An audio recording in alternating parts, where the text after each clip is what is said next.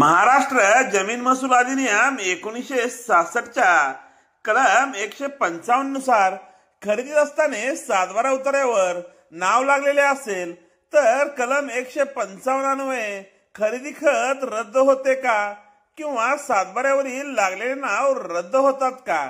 नमस्कार मित्रांनो, मी आपला वकील मित्र विशाल गावडे. चला तर मग कायद्याचं म्हणजे तुमच्या फायद्याचं बोलूया.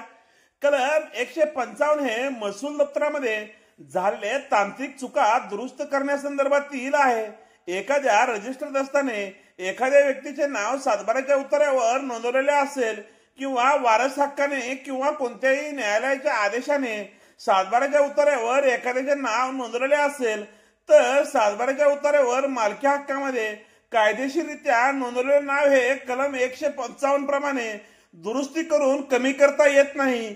खरेदी खत रद्द करण्याचा माननीय तहसीलदार यांना कलम 155 प्रमाणे अधिकार नाही.